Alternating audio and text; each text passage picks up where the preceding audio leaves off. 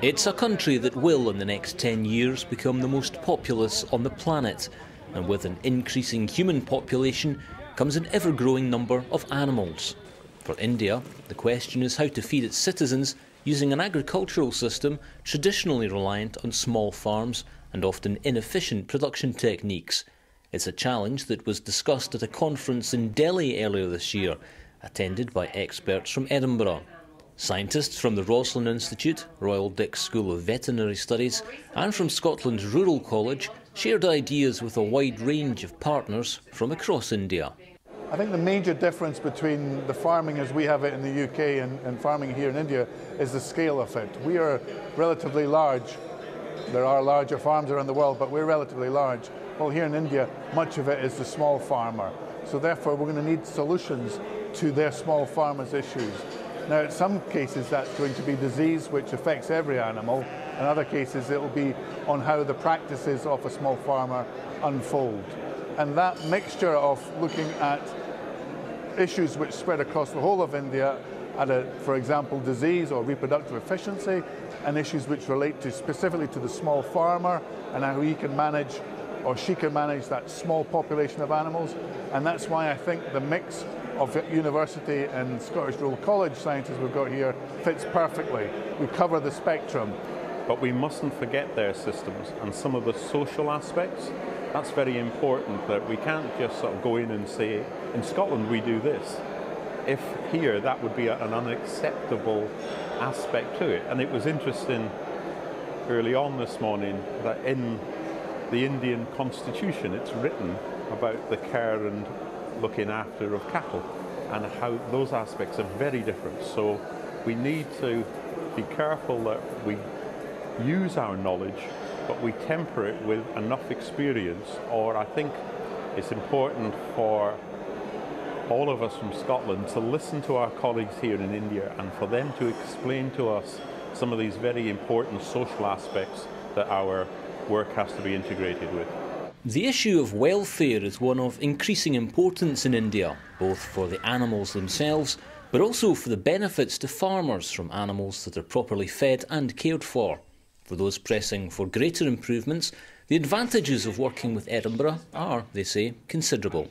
When we talk to scientists, that there is a lot of research coming not from animal welfare groups but coming from universities being published in journals which are peer reviewed, you see that there is a general acceptance and it's an impartial view. I think that's really important, because if I on my own go and talk to these scientists, they're obviously going to think that my vision is colored because I'm known as an animal welfare activist. But when I come here and speak, and when what we're talking is based on peer reviewed science, there's a lot more acceptance. As in, just after I spoke, I've seen multiple scientists walk up to me and said, what you said seems like really good and we should work on it.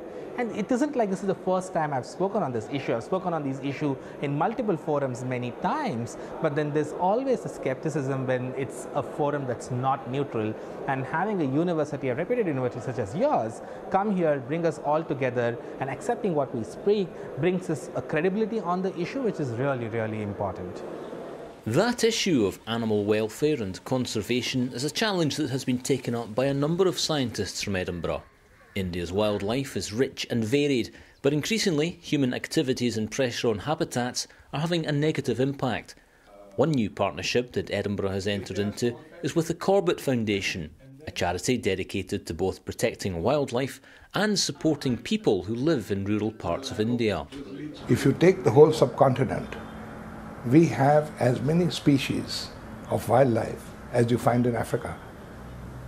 So, to save each and every species, though many of them are endangered, is of utmost importance. Basically, the veterinary sciences which Edinburgh has developed in relationship to not only domestic cattle but also for wildlife, we don't have that in India as yet. And what the University of Edinburgh can give us in terms of technology, the latest techniques in saving, the species and the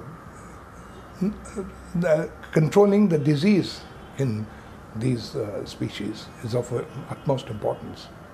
February 2015 saw Edinburgh's biggest ever delegation of academics travelling to India. Supported by colleagues from the university's India office, located in Mumbai, they took part in a wide range of activities, with researchers from each of the university's 3 colleges working with existing partners and forging new relationships. It's a reflection of the increasing importance of the subcontinent to Edinburgh.